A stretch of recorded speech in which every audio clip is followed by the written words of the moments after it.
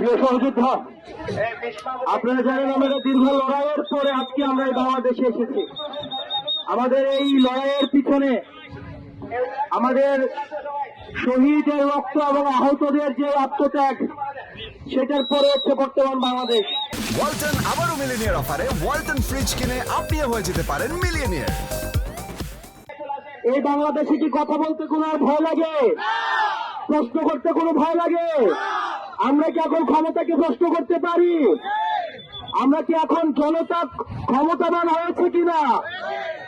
আমাদের দেশে আমাদের একসাথে পরবর্তী বাংলাদেশটা বিনির্মাণ করতে হবে। পরবর্তী বাংলাদেশটা আমাদেরকে অবশ্যই জবাবদিহিতামূলক বাংলাদেশ গড়ে তুলতে হবে।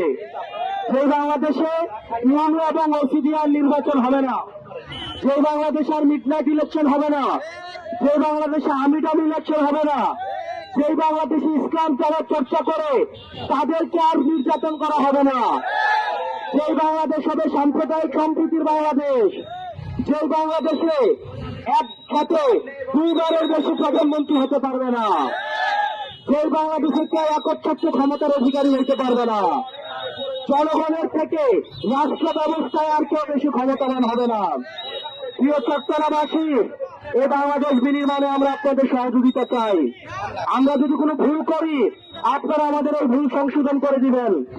আমরা এখানে আপনাদের সন্তানের মতো, আপনারা যারা এই আনোয়ারাবাসী আছেন, আপনাদের আনোয়ারের আত্মত্যাগ বাংলাদেশ বিনির্মাণে অসীম।